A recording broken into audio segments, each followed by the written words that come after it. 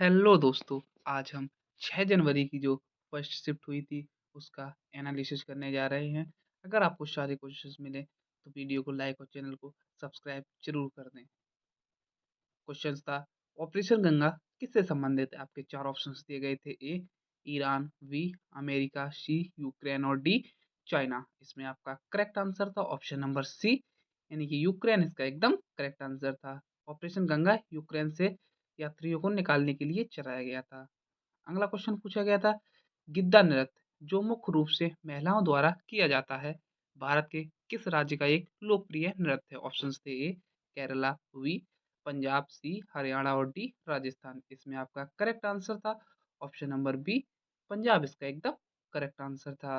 अगला क्वेश्चन पूछा गया था, केंद्रीय मंत्रिमंडल में चिराग पासवान में 2026 तक किस मंत्रालय के प्रमुख हैं? ये पूछा गया था। ऑप्शंस थे। ए सूक्ष्म लघु और मध्यम उद्यम मंत्रालय, बी ऑप्शन था खाद्य प्रसंस्करण उद्योग मंत्रालय, सी ऑप्शन था उपभोक्ता मामले खाद्य और सार्वजनिक वितरण और डी ऑप्शन था उद्योग भारी उद्योग मंत्रालय। इसमें आपका करेक्ट आंसर था ऑप्शन नंबर बी, यानी कि खाद्य प्रसंस्करण उद्योग मंत्रालय एकदम करेक्ट आंसर था, यानी कि ministry of food processing industries एकदम करेक्ट आंसर था। अगला क्वेश्चन पूछा गया, दिल्ली के वर्तमान उपराज्यपाल कौन है? ये पूछा गया था। ऑप्शंस थे। ए अनिल बैजल, बी विनय कुमार सक्सेना, सी अरविंद केजरीवाल और डी आदित्यनाथ झा। इसमें आपका करेक्ट आंसर था option number B, Vinay Kumar Saxena एकदम करेक्ट आंसर था।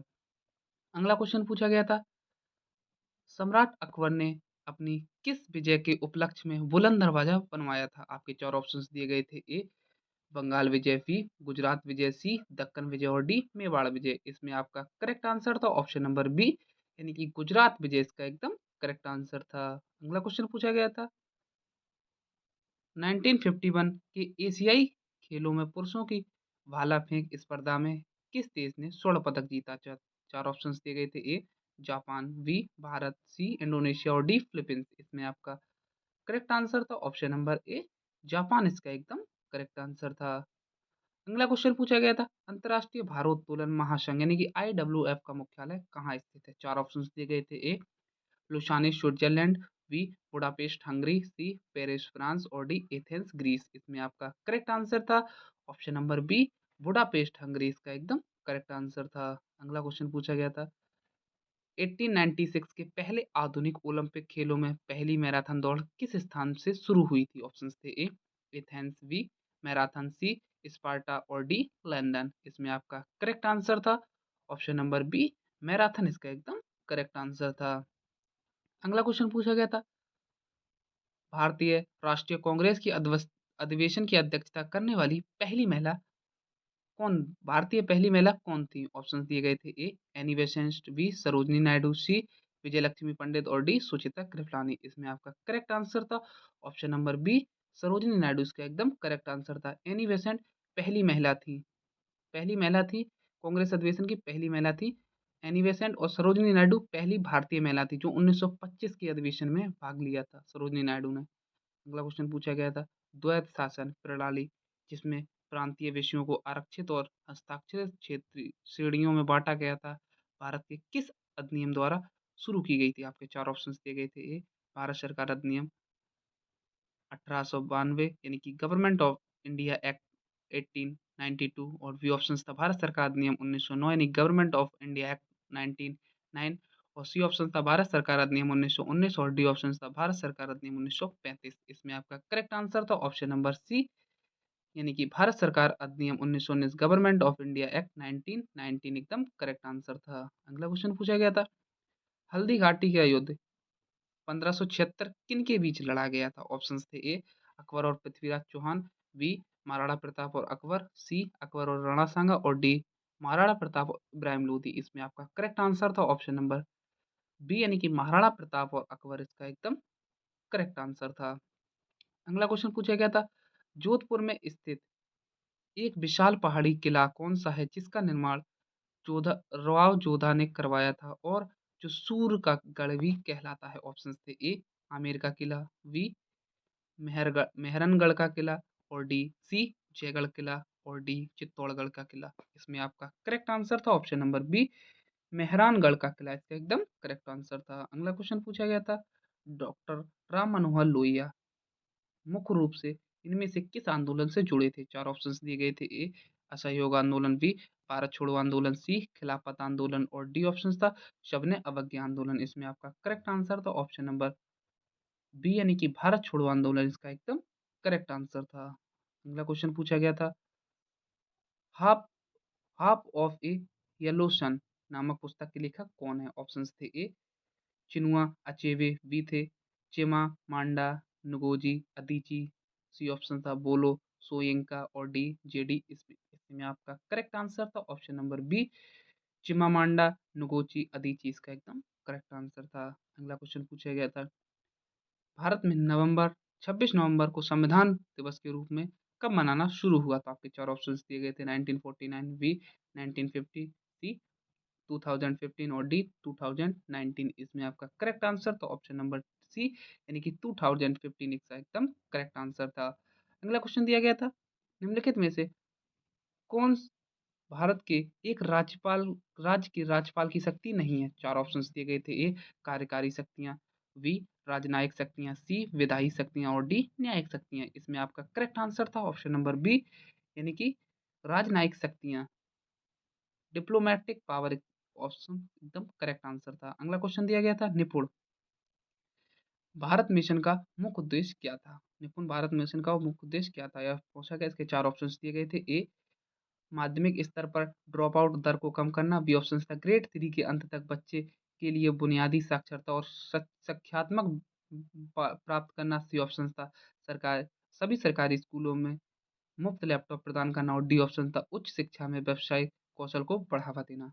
इसमें आपका करेक्ट आंसर था ऑप्शन नंबर बी यानी कि ग्रेड 3 के अंत तक बच्चे के लिए बुनियादी साक्षरता और संख्यात्मक प्राप्त करना एकदम करेक्ट आंसर था।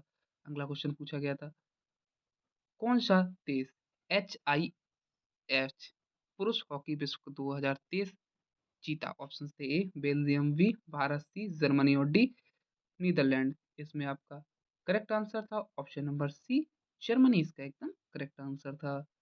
अगला क्वेश्चन पूछा गया था, पहली IAIVA महिला विश्व मुक्केबाजी दिवस मुक्केबाजी चैंपियनशिप किस वर्ष आयोजित की गई थी, जिसमें मैरी कॉम ने रजत पदक यानी कि सिल्वर मेडल जीता था? इसके 4 ऑप्शंस दिए गए थे।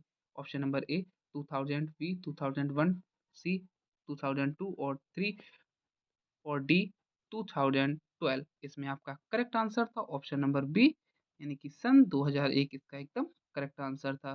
अगला क्वेश्चन पूछा गया था, NASA ISRO synthetic aperture radar यानी कि निशार उपग्रह की परिचालन ऊंचाई कितनी है? ऑप्शंस थे। ए 36,000 किलोमीटर, बी ऑप्शन था 400 किलोमीटर निम्न पृथ्वी कक्षा एलईओ और सी ऑप्शन था 747 किलोमीटर और डी 1500 किलोमीटर। इसमें आपका करेक्ट आंसर था ऑप्शन नंबर सी यानी कि 747 किलोमीटर एकदम करेक्ट आंसर था। अगला क्वेश्चन पूछा गया था, तापमान नियंत्रण के लिए जिम्मेदार मानव शरीर का सबसे बड़ा अंग कौन सा होता है? ऑप्शन थे। ए यकृत, बी हृदय, सी त्वचा और डी फेफड़े यानी कि लंग्स। इसमें आपका करेक्ट आंसर था ऑप्शन नंबर सी स्किन इसका एकदम करेक्ट आंसर था यानी कि त्वचा एकदम करेक्ट आंसर था।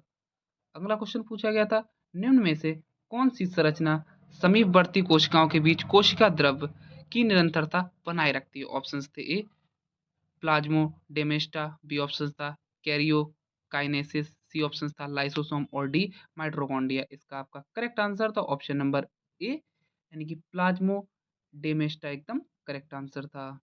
अगला क्वेश्चन पूछा गया था, भारत के राष्ट्रपति की क्षमादान प्रविलंबन राहत या सजा में छूट देने की शक्ति संविधान के किस अनुच्छेद के तहत प्रदान की गई? यानी कि राष्ट्रपति को किस संविधान के तहत क्षमादान की शक्ति प्राप्त है?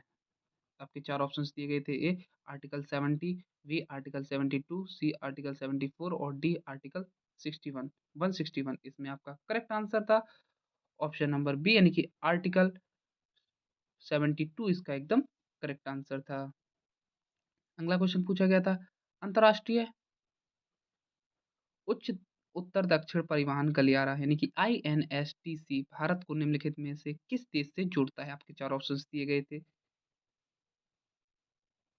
ए चाइना, बी रूस, सी दक्षिण अफ्रीका और डी ऑस्ट्रेलिया। इसमें आपका करेक्ट आंसर था ऑप्शन नंबर बी रसिया, इसका एकदम करेक्ट आंसर था।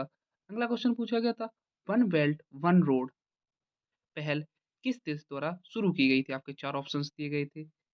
ए इंडिया, बी चाइना, सी यूएस यानी कि अमेरिका और डी रशिया। इसमें आपका करेक्ट आंसर था ऑप्शन नंबर बी यानी कि चाइना, इसका एकदम करेक्ट आंसर था। अगला क्वेश्चन पूछा गया था, अर्थव्यवस्था को प्रभावित करने के लिए सरकार द्वारा करो यानी कि टैक्स और सरकारी रेवेन्यू गवर्नमेंट का उपयोग करके कौन सी नीति लागू की जाती है?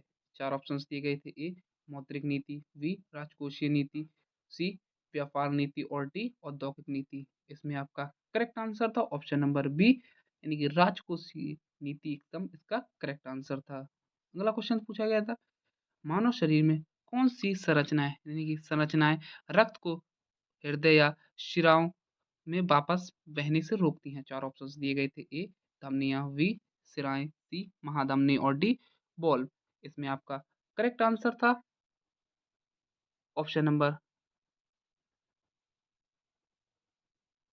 डी ए, एकदम करेक्ट आंसर था। सॉरी, ऑप्शन नंबर डी इसका एकदम करेक्ट आंसर था, बॉल्व इसका एकदम करेक्ट आंसर था।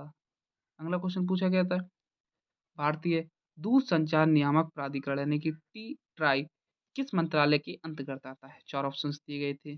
ऑप्शन नंबर ए था वित्त मंत्रालय यानी कि ministry of finance, B option था इलेक्ट्रॉनिक्स और सूचना प्रौद्योगिकी मंत्रालय यानी कि ministry of electronics and IT, C option था संचार मंत्रालय यानी कि मिनिस्ट्री ऑफ कम्युनिकेशंस और डी ऑप्शन था गृह मंत्रालय यानी कि मिनिस्ट्री ऑफ होम अफेयर्स। इसमें आपका करेक्ट आंसर था ऑप्शन नंबर सी यानी कि मिनिस्ट्री ऑफ कम्युनिकेशंस यानी कि संचार मंत्रालय, इसका एकदम करेक्ट आंसर था।